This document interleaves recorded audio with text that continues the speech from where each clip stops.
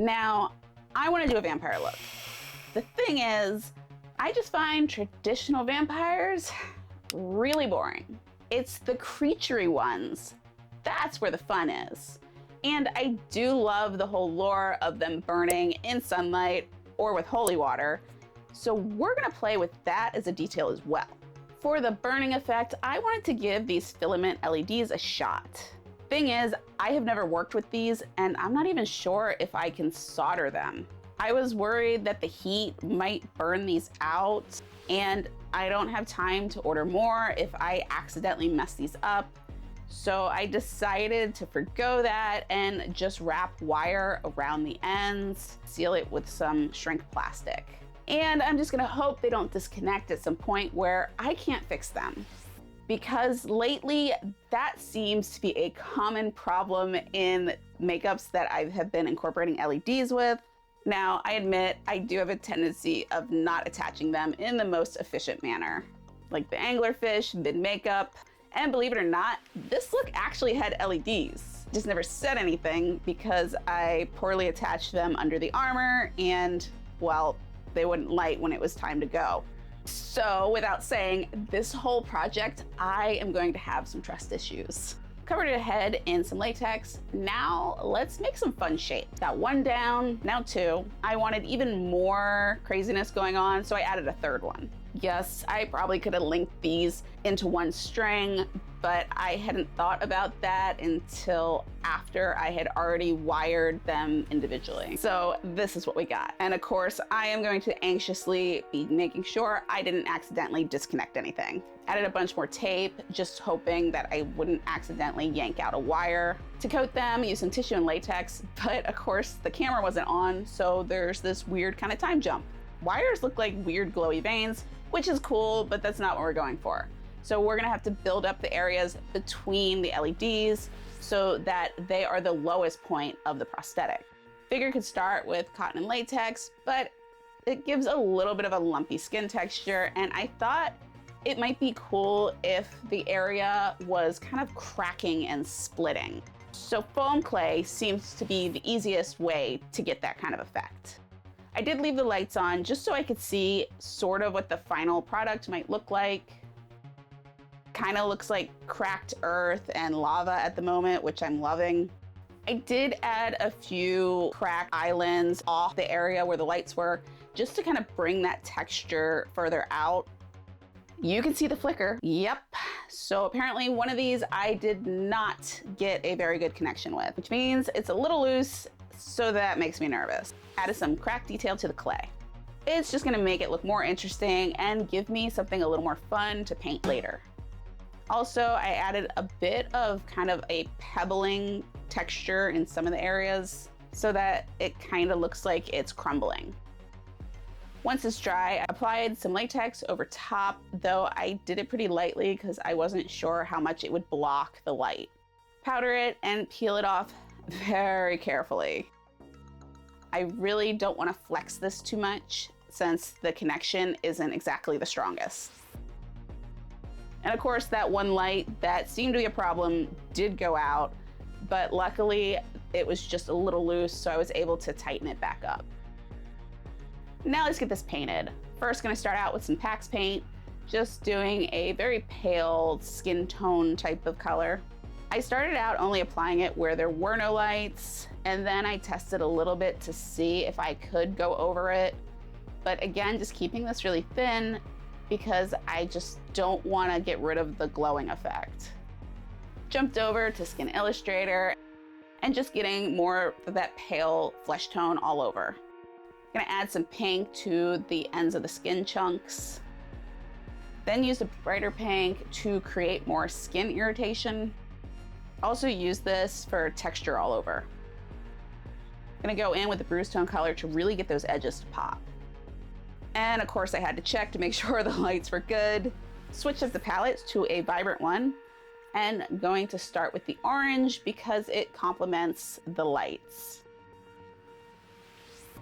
Then I went on to the red and just painted the outer edges of the orange area.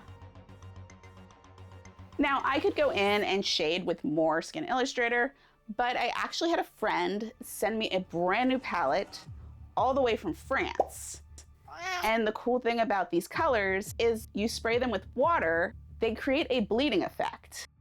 So I had to use that in this look, thinking maybe the vampire creature got hit with holy water and that's what spawned the cracking and the bleeding. I was hoping that using this as a shader and just the cracks would be enough to get that bleeding effect going.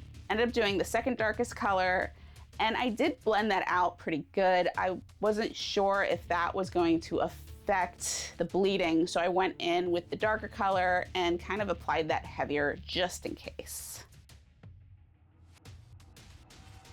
Also doing this while anxiously checking those lights. One thing I did notice is if you squeeze the power pack, it actually makes the lights flicker. That's kind of a cool detail and probably will use that in the final look.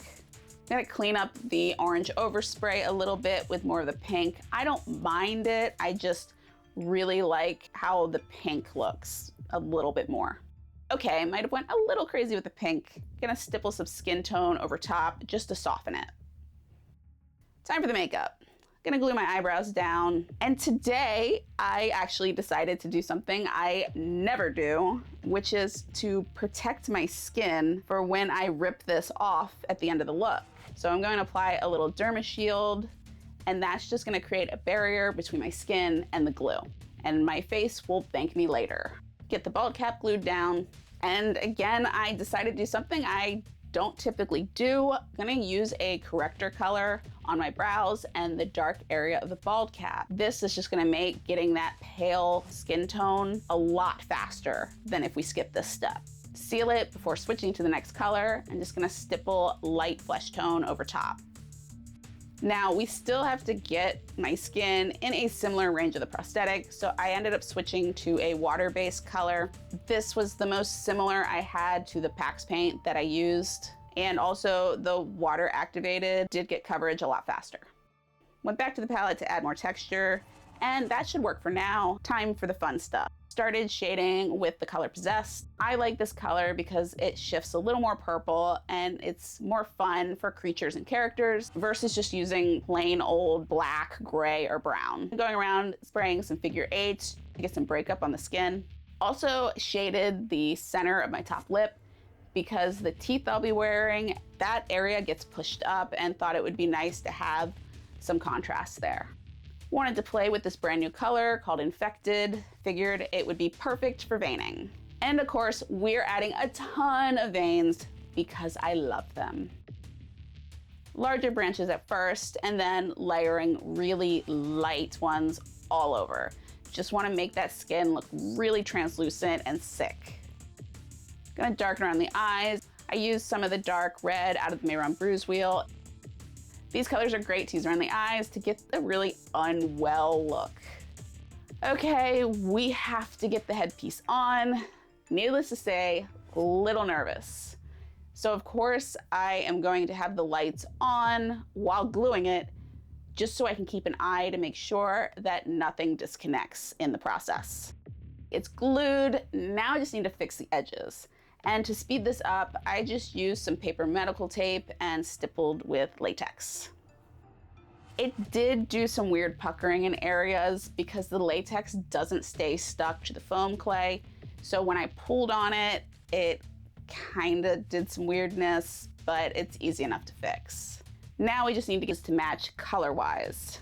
Even went in with some more shading. Now that everything is in place, I didn't wanna go crazy with the shading before I could actually see the whole look together with that headpiece. Also, at this moment, decided we need more veins. Only this time we're gonna use the Possessed color so they really stand out.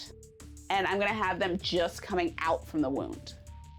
Got the contacts in, also stained my mouth black with some mouth effects before throwing the teeth in. The burning effect came out just how I wanted.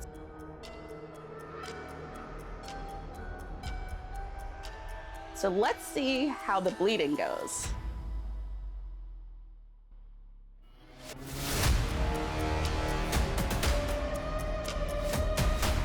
And you may have noticed that it totally went into my eye. Luckily, it didn't burn or anything, it just felt like water. If you liked all these textures, but you struggle with getting interesting textures in your effects looks, be sure to click over to the next video where I go through a bunch of FX sponges that will help level up your paint job, and I will see you there.